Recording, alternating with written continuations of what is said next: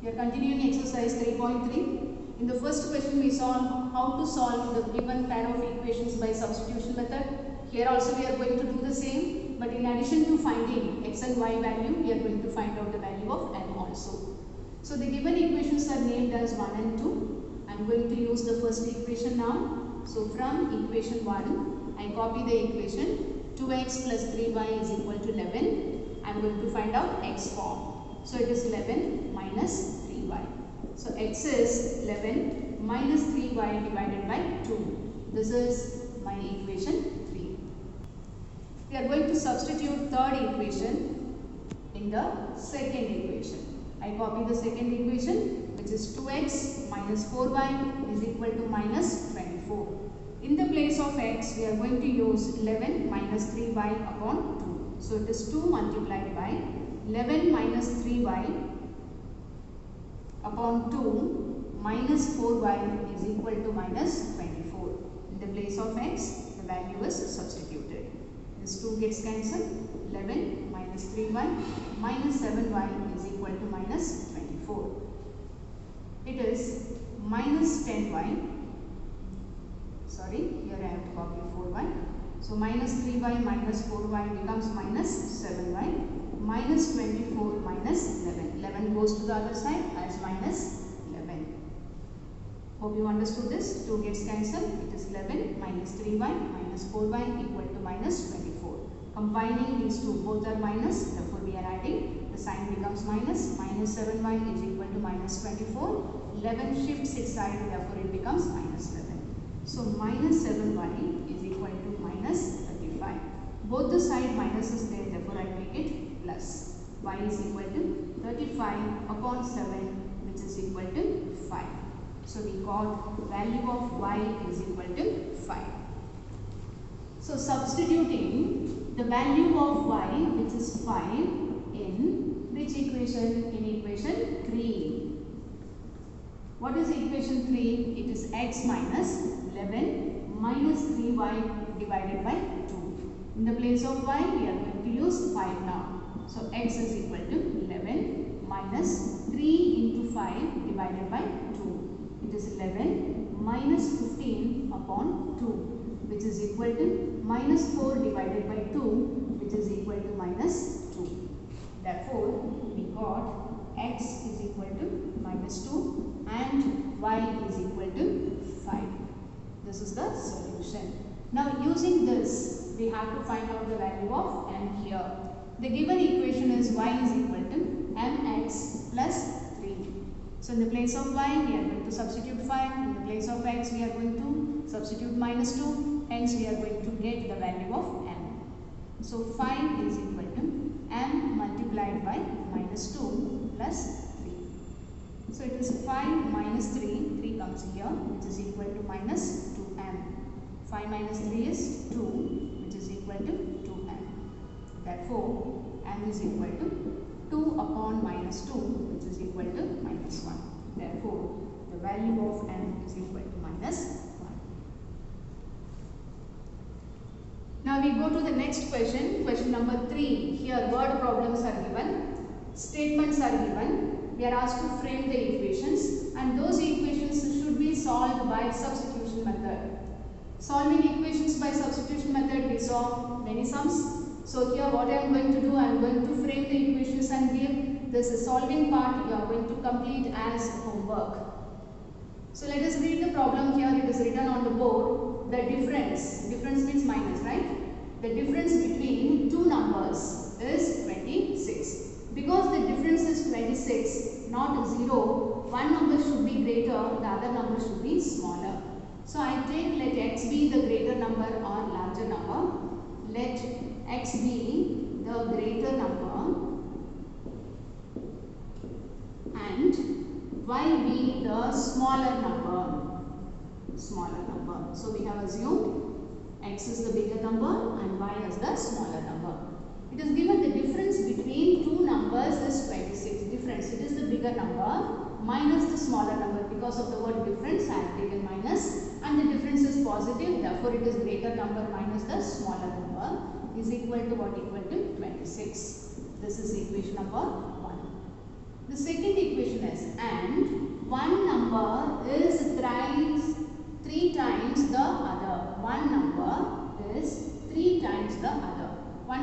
greater number, definitely it should be the greater number, which is the multiple of the second number. The second number is 1. So greater number is 3 times the smaller number. Therefore, I write in the standard form x minus 3y equal to 0 is the second equation. So this is solving part.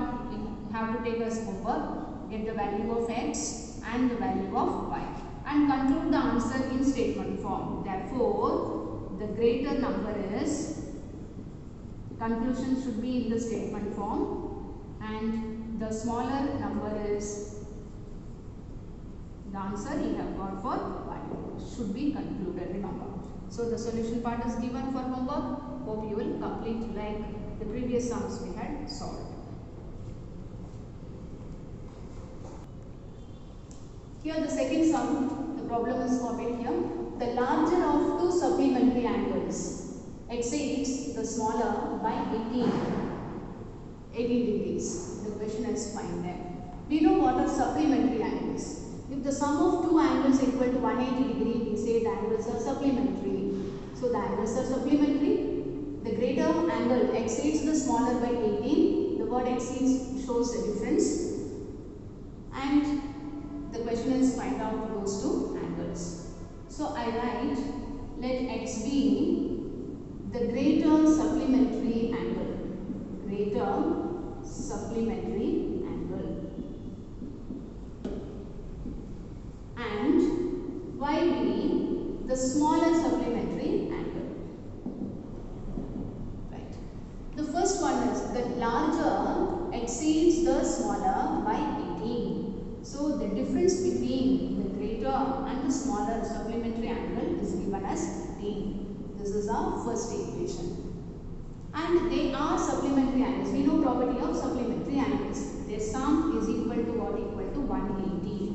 Therefore, x plus y is equal to 180. This is the second equation.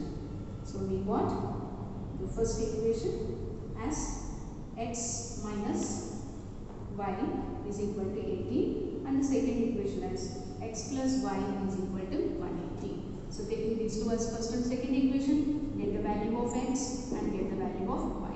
Also conclude, therefore, the greater angle and the smaller angle. Remember, in each and every word problem, there should be conclusion in the form of statement. Then the coach of a cricket team buys 7 bats and 7 balls for rupees 3,800. So 7 bats are purchased and 6 balls are purchased. The total amount comes to 3,800. Later, afterwards, she buys 3 bats and 5 balls for rupees 1,750. Using this information, we are asked to find out the cost of each bat and each ball. So I take, let x be the cost of 1 bat and let y be the cost of 1 ball. The first statement is 7 bats. 1 bat is x rupees. 7 bats are purchased. What is the value of 7 bats? It is 7x. 1 ball is y rupees. 6 balls are purchased. Therefore, it is 6y. So this is 7 bats and 6 balls together costing 3,800. Therefore, we take plus sign in between, which is equal to 3,800. This is the first equation. Later, she buys 3 bats. 1 bat is x rupees. 3 bats. What is the cost of 3 bats? 3x. And 5 balls, 5y. How much she paid? 1,750. 1,750. It is 7x plus 6y equal to 3,800 and 3x plus 5y is equal to 1,750 is the second equation. So as before, here you use the substitution method, get the value of x and y and conclude the answer. Therefore, the cost of 1 bat is so many rupees and the cost of 1 ball is so many rupees. Conclusion should be done. In the fourth problem, it is given the taxi charges in a city consists of a fixed charge together with the charge for the distance covered. For a distance of 10 km, the charge paid is rupees 105, and for a journey of 15 km, the charge paid is rupees 155. What are the fixed charges and the charges per kilometer? How much does a person have to pay for traveling a distance of 25 km? Okay, let us understand the meaning of the first few lines. The taxi charges in a city consists of fixed charge.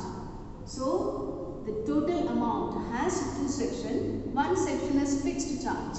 Whether you travel 100 km or 50 km, 25 km, there is a section called fixed charge. So, the fixed charge we are going to take it as X together with the charge for the distance covered. Right?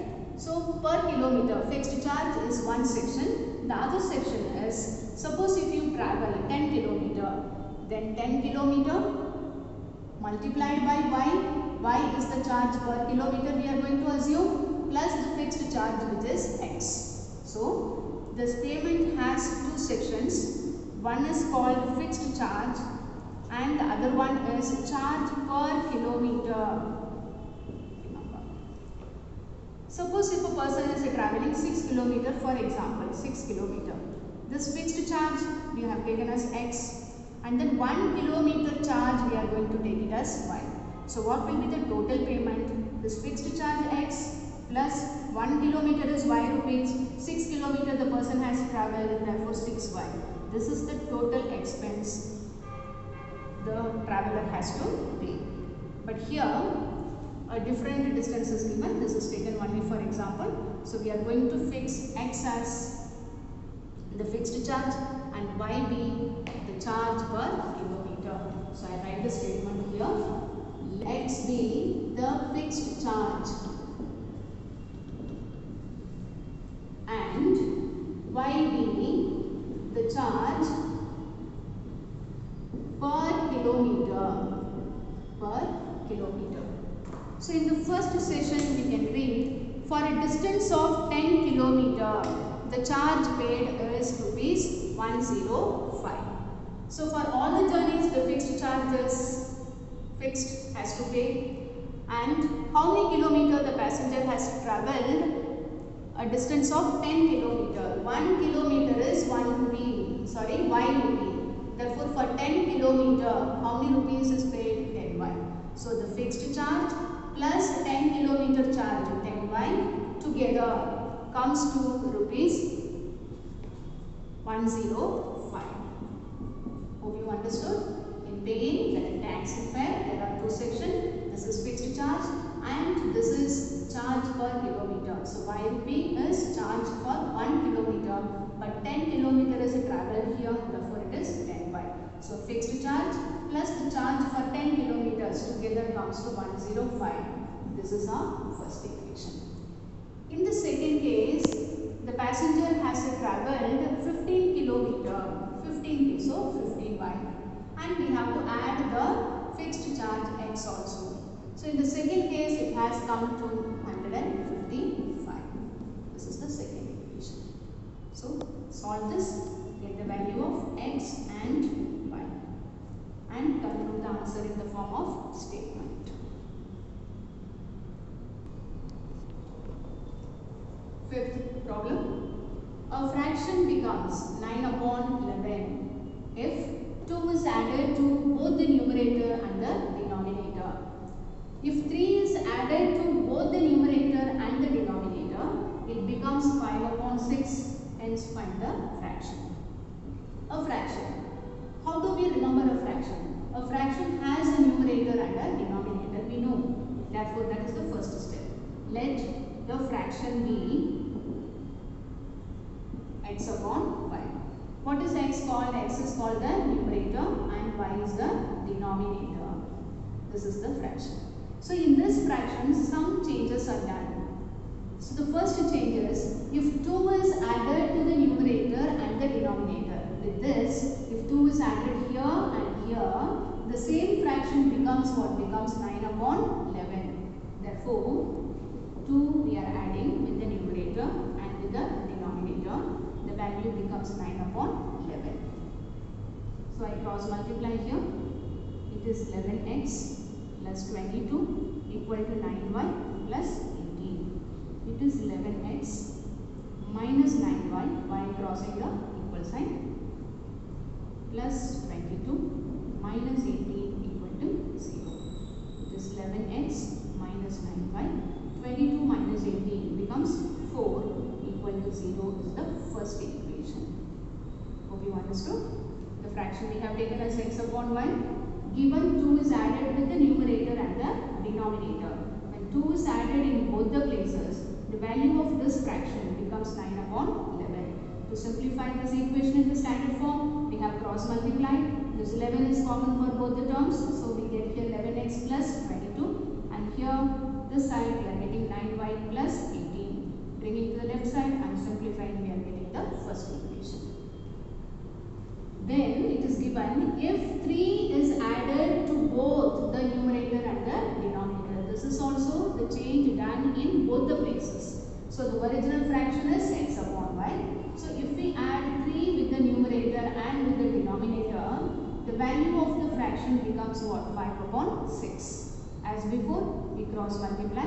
6x plus 18 is equal to 5y plus 15. So 6x minus 5y plus 18 minus 15 equal to 0. 6x minus 5y plus 3 equal to 0 is the second equation. So solve this equation by the method of substitution, get the value of x and y, and conclude therefore the fraction x upon y is equal to so much. That you have to write the value of x and y here. Sixth problem. 5 years hence, the age of Jacob will be 3 times that of his son. 5 years ago, Jacob's age was 7 times that of his son. What are their present ages? The first equation is 5 years hence. So, after 5 years. If you think of your present age and after 5 years, definitely it is going to be more. So, in the first case, we are going to add present ages with 5. In the second case, 5 years ago, about past. So, definitely the age was less. There we are going to subtract. So, here there are two persons, father and son. I take, let x be the present age of father. In all the age problems, already I had told the present ages only should be taken as x and y. So, let x be the present age of father and y be the present age of son. 5 years hence means after 5 years. So, after 5 years,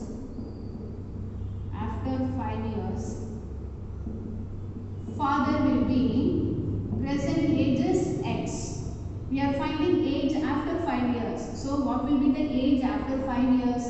Will be x plus 5. And after 5 years, son will be how many years old? Y plus 5. So, to frame the first equation, we should consider the terms x plus 5 and y plus 5 only. So, what is the statement given? The age of Jacob means age of father will be 3 times age of father. Father's age will be x plus 5. He will be 3 times the son's age. Son's age will be y plus 5.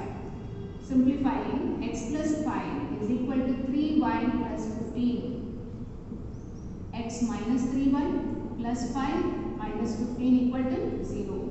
So, x minus 3y minus 10 equal to 0 is the first equation. In the second part of the problem, 5 years ago, go means past, therefore we are going to subtract. So, I write here 5 years ago, father was present age is x. 5 years ago, x minus 5. And 5 years ago, what was the son's age? The son's age, present age is y. 5 years ago, y minus 5. So, for the second equation, we are going to consider these two terms only. So what is the statement given? Jacob's age, means father's age, was 7 times that of his son. The statement begins with father's age. Therefore, x minus 5 is 7 times, 7 multiplied by son's age at that time. Simplifying, x minus 5 is equal to 7y minus 35. Therefore, x minus 5 minus 7y plus 35 equal to 0. Simplifying, we get x minus 7y minus 5 plus 35 becomes 30 equal to 0 is the second equation. By substitution method, get the value of x and y and conclude the statement. Therefore, the present age of father is so many years, present age of son is so many years.